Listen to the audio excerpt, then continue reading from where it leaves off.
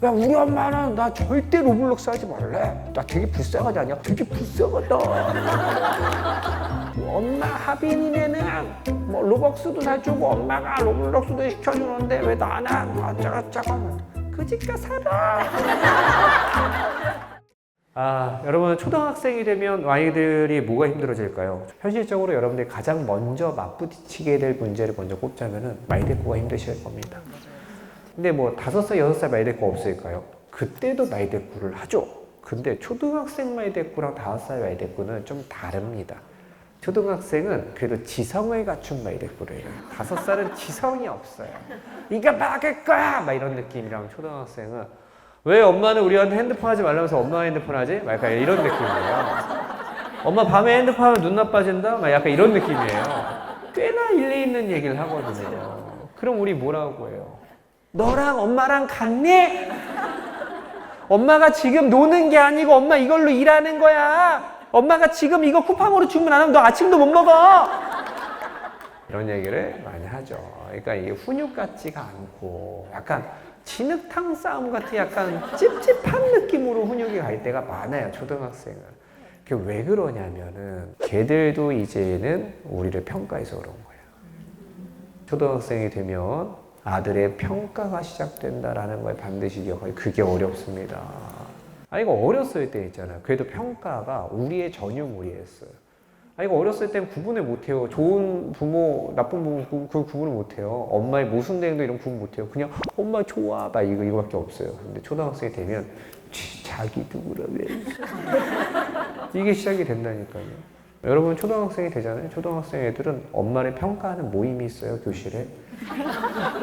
모르셨죠? 막 애들끼리 모여가지고 정보 주고받고 막 그래요. 야, 우리 엄마 어저께 나 로벅스 사줬다. 막, 야, 너 엄마가 로벅스하고 기카 사줘서 되게 좋겠다. 야, 우리 엄마는 나 절대 로블록스 하지 말래. 나 되게 불쌍하지 않냐? 되게 불쌍하다. 그날 막 엄마 하빈이네는 뭐 로벅스도 사주고 엄마가 로블록스도 시켜주는데 왜 나는 어쩌고저쩌고. 우리 뭐라고 해요? 그지가 살아. 왜 들어왔어?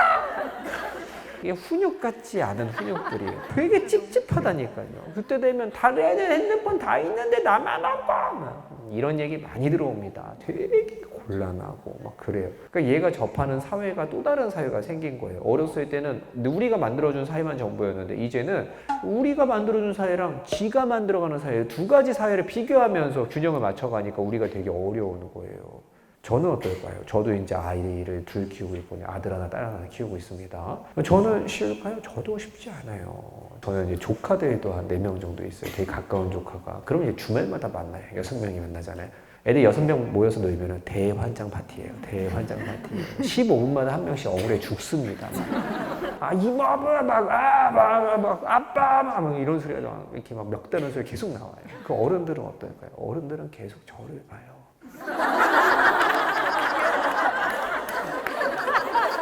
어디 강의에서 나온 대로 어디 한번 해보시는 계속 아니야 계속 들어가서 저는 계속 합니다. 기본이 없어요. 제가 눈이 되게 피곤해 보이지 않아요?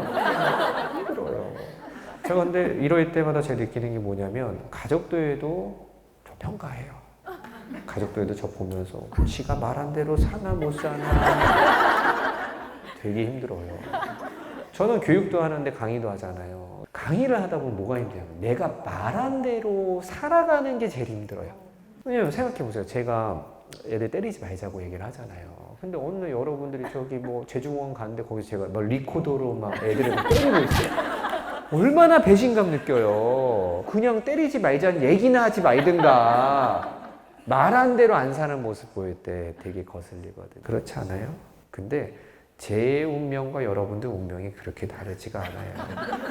아들한테 엄마와 아빠는 가장 큰 내 세계의 신이고 우주고 최강자입니다. 최고의 교육자고요. 근데 그렇게 내가 너무 존경하는 두 사람이 말한 대로 안 살잖아요. 그게 초등학생 때부터 보이거든요. 그렇게 거슬리고 지적하게 돼요. 그래서 초등학생 때부터 뭐가 힘들다? 몸이 힘든 게 아니고요. 이때부터는 애가 나를 지켜보는 게 힘든 거예요. 누군가가 내 등을 바라보고 자란다라는 게 얼마나 무서운 일인지를 이제 이때 체감하게 되는 거죠.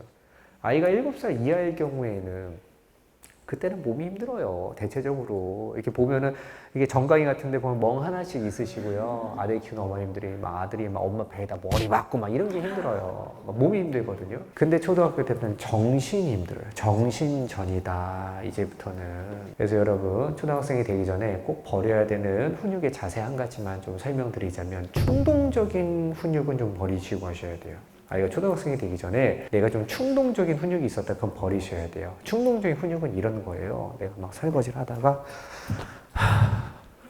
너 아직도 핸드폰 하니? 이러는 거예요. 엄마가 양치하라고 몇 번 말했어. 이런 거 혹시 너무 죄송해요 어머니. 네. 해보셨어요? 네. 해보요. 이거를 안 하기가 쉽지 않잖아요. 근데 이렇게 훈육을 하는 분들의 가장 중요한 특징은 시각 정보에 의존하는 거예요. 눈에 거슬리는 거 위주로 하거든요. 이렇게 보면서. 근데 그러면 앞뒤가 꼬이기가 너무 쉬워요. 왜냐면 시각 정보에 의존해서 가르칠 때 되게 이게 맹점 중에 하나가 드라마 보일 때는 거슬리는 게 별로 없어요. 내가 드라마에 몰입해 있을 때는 제가 조금 어질러도 용서가 되고 제가 조금 게임해도 용서가 돼요. 제가 조금 태블릿 봐도 용서가 돼요. 그때는. 언제 거슬려요? 너 아직도 이거 안 했어? 이게 충동적인 훈육이에요. 그러면 온 집안 사람들이 긴장하게 돼요. 그리고 내가 말하는 게 앞뒤가 달라지게 되게 쉬워요. 내가 이렇게 충동적으로 훈육하잖아요. 애들이 뭐라고 생각할 것 같아요? 어렸을 때는 그런 걸 모르는데 초등학생은 내가 대본에 자기도 아까 거기 드라마 봐놓고서 평가가 시작됐다. 그래서 초등학생이 되기 전에 반드시 갖춰야 되는 거는 우리가 앞으로 이 아이를 어떻게 가르치고 길러갈 것이에 대한 전반적인 방향을 노선을 좀 정리하고 할 필요가 있습니다. 7살 이전까지는 막 여러 가지 이론 들어오고 막 고민하고 막 그러면서 우리가 실력을 쌓았다라면 시행착오를 겪었다라면 8살부터는 장기 기억으로 들어가는구나. 얘가 이제 나중에 돌아보면 이 일들이 다 기억에 남을 수 있겠구나라는 생각을 갖고 이거는 진짜 이제 반영되는 훈육이다. 아이들 장기 기억 넘어가는 훈육이다라는 걸 기억하시고 나의 교육관에 대한 정리를 좀 하고 그 아이를 만날 필요가 있다. 요거를 꼭 염두에 두시면 좋을 것 같아요. 듣고 나니까 어때요? 이해가 좀 잘 가시죠? 자, 좋습니다.